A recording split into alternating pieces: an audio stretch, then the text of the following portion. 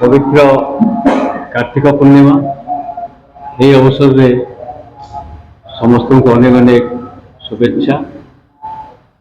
आज अबंडीगुणा नाट्य संसद द्वारा आयोजित होगा गंधमार्दन नाटक महोत्सव अवसर में सांबादिक सम्मेलन उपस्थित थिबा हमर प्रिंट मीडिया इलेक्ट्रोनिक्स मीडिया समस्त सांबादिक बंधु मान को अनेक अनेक स्वागत एवं शुभेच्छा जनाऊँ। तत्सहित मंचासीन थिबा अबंडीगुणा नाट्य संसद सभापति चिन्मय कुमार पंडा, उपसभापति विश्राम मेहेर, सांस्कृतिक संपादक एनएस पंडा से शुभेच्छा जनाऊँ। आमर बड़ासंबर इतिहास को यदि आम तर्जमा करवा 1925 मसीह तत्कालीन जमीदार लाल राजेन्द्र नारायण सिंह बरिया पृष्ठपोषकतार पद्मपुर आमर मंच नाटकर गोटे शुभारंभ होता 1925 2025 ये 100 वर्ष भितर अनेक गुड़ी घटना घटी जाइए, अनेक अनुष्ठान आसी, अनेक अनुष्ठान जाइए, अनेक अभिनेता आइंट, अनेक निर्देशक आइंट, अनेक नाट्यकार जाइंट आउ बड़ासंबर नाटक इतिहास पृष्ठा मंडन कर आमे अबंडीगुणा नाट्य संसद तरफ नवेम्बर 9, 10, 11 3 दिन धरी गंधमार्दन नाटक महोत्सव आयोजन करने को जाऊँ।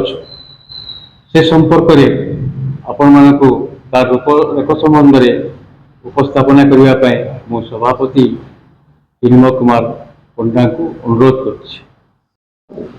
संपादक आमर असोदरा महोदय आपण मन सहित बरणी प्रदान करदे आम प्रथम थर लगी पद्मपुर रे गंधमार्दन नाटक महोत्सव आयोजन करवार के जाऊँ आगामी 9, 10, 11 तारीख रे आपण मानकर भी आम सहयोग चाहूँ। आईटा जेन आमर अंचल जेन कला संस्कृति के बचेक रखवार लगी गोटे उद्यम आम आरंभ करूँ। प्रथम थर ले करूँ, आगामी वर्ष मान भी करवार लगी आमर चेष्टा रहा। आपण मानकर समस्त सहयोग भी आवश्यक अच्छे। आम आयोजन नाटक आयोजन संगे आमर जी दिवंगत कलाकार मैंने जेन मैंने अच्छन जेन मैंने आमर अंचल जेन माने नाटक प्रति अभिनय क्षेत्र में जेन अवदान अच्छे से मान को भी श्रद्धांजलि देवार आम कार्यक्रम रखीचु। प्रतिदिन 2-2टा नाटक हेबा। प्रथम दिन आमर भुवनेश्वर गोटे अनुष्ठान मागुणीर सबल परिवेशन करबे। द्वितीय नाटक आमर ज्ञान अनुष्ठान शकुंतला कालिदासंकर शकुंतला करबे। 10 तारीख जेनटा आमर दुईटा नाटक हेबा। देवगढ़ जागरण अनुष्ठान लुहर रंग नाटक परिवेशन करबे। 2 नंबर नाटक सोहेलार चेतना अनुष्ठान बाबू खर्चा से माने परिवेशन करबे। 3 नंबर दिन आमर जेनटा 11 तारीख शेष दिन आमर खड़ियाल अनुष्ठान दामुर परिवेशन करबे। एवं शेष नाटक जेनटा आमर पद्मपुर लू आश्रम जो अच्छे नाट्य आश्रम से अंधार नु उकिया तक परिवेशन करबे। आमे गोटे प्रयास आरंभ करूँ। आपण मानकर समस्त सहयोग भी कामना करूँ। जहाँ कहीगले आमर संपादक महोदय आमर अंचल कला संस्कृति रे भरपूर। प्रथम करी आमर 1925 मसीह आरंभ होता आम ए शतवार्षिक पालन करूँ 2025 रे। तो से शतवार्षिक उपलक्षे भी आम चाहेमु जे आमर आयोजन के सफल करवार लगी आउ जेन माने आरंभ करथिले जेन मानकर प्रकृति रे अवदान अछि आमर अंचल कला संस्कृति अभिनय क्षेत्र रे से मान को भी आम श्रद्धांजलि अर्पण करवार लगी चाहेमु। आउ आपण माने समस्त भी उपस्थित रही करी आपन को सहयोग साहाय्य सहयोग जहाँ भी हो पारबा आम कामना करूँ। आ निश्चित भाव में आमर आशा अच्छे जे ये जेन प्रयास आम आरंभ कर प्रथम थर लगी आगामी दिन रे भी करमु आउ समस्त सहयोग रे आमे कार्यक्रम के सफल भी करमु। जे आयोजक अछन अग्निगुणा नाट्य संसद से भल भल नाटक प्रदर्शन कर नाटक की स्थानिक नहीं हो नहीं जेहेतु अवर्णिगुड़ा नाट्य संसद टा आमर आयोजक तो समस्ते आमे आयोजन रे व्यस्त रहला बेल के निजर मंचस्थ करवाटा टिके कठिन परिश्रम हेसी सेटा माने समस्ते गुटे साइड रे व्यस्त रहला बेल के याडा भी रियल सेल्फ हेल्थ सब करसी आमे फेर के बहुत शीघ्र केवल अवर्णिगुड़ा नाट्य अनुष्ठान रो नाट्य संसद रो गोटे मंच परिवेशन करमु अति शीघ्र फेरगे सेटा अलगा करा हवा केवल अवर्णिगुड़ा नाट्य संसद रो आपण मान जेंटा कहउछन आपण मनकर आशा भी जेंटा अछि निश्चित भाबे आमे से आशा के भी पूर्ण करमु आ हम नाट्य एटा तो माने महोत्सव परे आ गोटे भी करमु जेन माने केवल गोटे प्रोग्राम हवा सेतरे भी करमु से हम नाट्य संसद रो केन जगह रे हबो केन समय एटा हमर आरबी हाई स्कूल परिसर भितर हेबा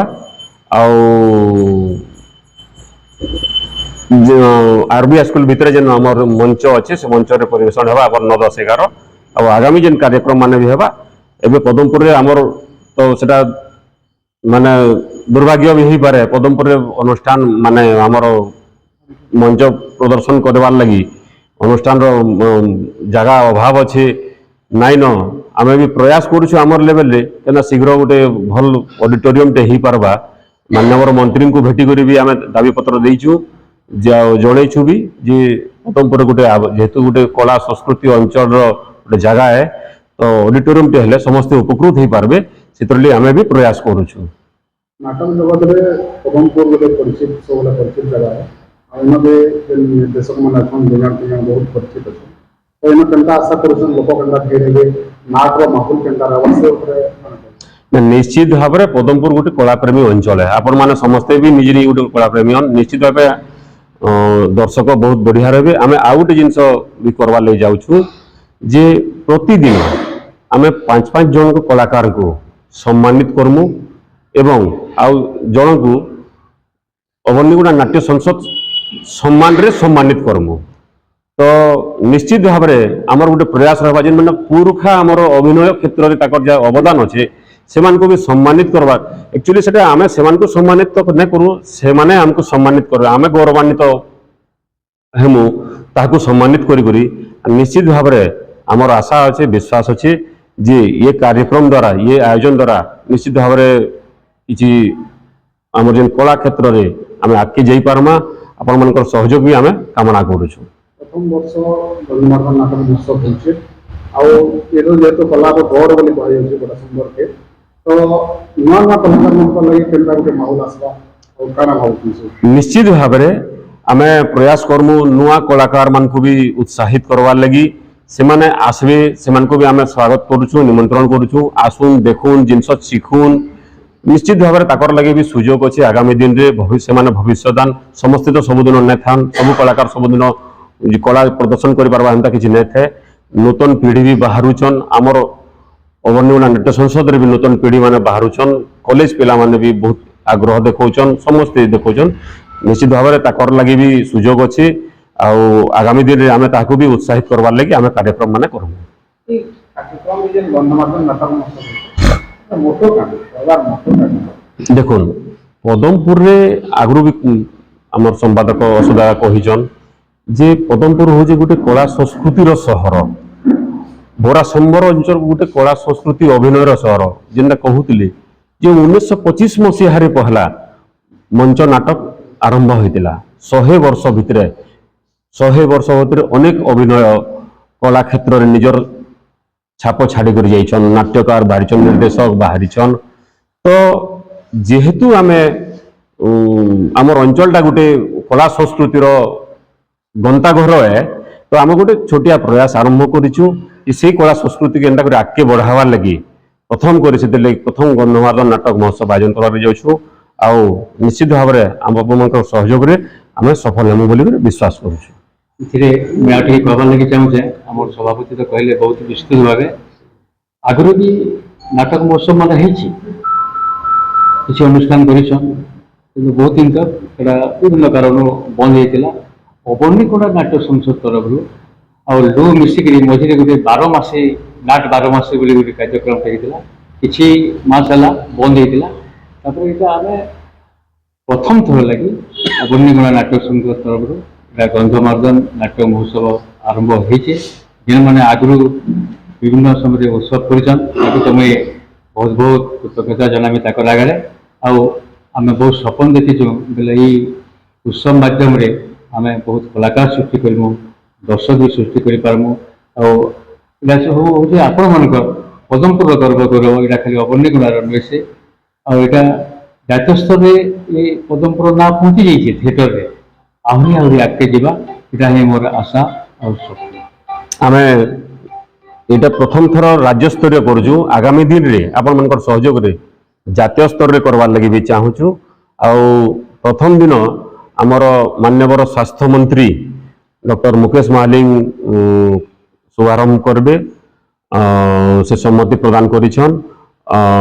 ଦ୍ୱିତୀୟ ଦିନ ଆମର ଜିଲ୍ଲାପାଳ ମହୋଦୟ ଶ୍ରୀ ଆଦିତ୍ୟ ଗୋୟଲ ମୁଖ୍ୟ ଅତିଥି ହିସାବରେ ରହିବାର ଲାଗି ସମ୍ମତି ପ୍ରଦାନ କରିଛନ୍। ଏବଂ ତୃତୀୟ ଦିନ ଆମର ମାନ୍ୟବର ବରଗଡ଼ର ସାଂସଦ ଶ୍ରୀ ପ୍ରଦୀପ ପୁରୋହିତ ମହୋଦୟ ସମ୍ମତି ପ୍ରକାଶ କରିଛନ୍। ସେ ସେଦିନ କାର୍ଯ୍ୟକ୍ରମ ଶୁଭାରମ୍ଭ କରିବେ ଏବଂ ରହିବେ। ପ୍ରିଣ୍ଟ ମିଡ଼ିଆ ସାମ୍ବାଦିକ ବନ୍ଧୁମାନେ ଏବଂ ଡିଜିଟାଲ ମିଡ଼ିଆର ସାମ୍ବାଦିକ ବନ୍ଧୁମାନଙ୍କୁ ମଞ୍ଚାସୀନ ଥିବା ଆମର ସଭାପତି ସହ ସମ୍ପାଦକ ସମସ୍ତଙ୍କୁ ମୁଇଁ ଧନ୍ୟବାଦ ଦେଉଛେ। ଆମର ପ୍ରଥମ ଗନ୍ଧମାର୍ଦ୍ଦନ ନାଟ୍ୟ ମହୋତ୍ସବକେ ଏତେ ପ୍ରେସ୍ ମିଟ୍କେ ଆସିକରି ସମସ୍ତଙ୍କର ସମସ୍ତେ ଆସିକିନା ଏଟାକେ ଯୋଗଦାନ ଦେଇଥିବାରୁ ଆଉ ମୁଇଁ ଆଶା କରିମି ଯେହେତୁ ସାର୍ ଯେନ୍ତା କହିଲେ ଯେ ଏଇଟା ଖାଲି ପଦମପୁର କି ଅବନିଗୋଡ଼ାର କାମ କାନି ସେ ଆମର ସମସ୍ତଙ୍କର ଜିନିଷଟା ସେ ଜିନିଷଟାକେ ସେଥିଲାଗି ମୁଇଁ ସମସ୍ତଙ୍କୁ ଆଶା କରିମି ସମସ୍ତେ ସହଯୋଗରେ ଯିମା। ସମସ୍ତଙ୍କର ଆଶା ଆମର ଆଶା ଅଛି ସମସ୍ତେ ସହଯୋଗ କର୍ମା। ଆମର ପ୍ରିଣ୍ଟ ମିଡ଼ିଆ ଭାଇମାନଙ୍କୁ ବି ଅନୁରୋଧ ସେମାନେ ପ୍ରଚାର ପ୍ରସାର ସେମାନେ ଠିକ୍ସେ କରିବେ। ସମସ୍ତଙ୍କୁ ଧନ୍ୟବାଦ।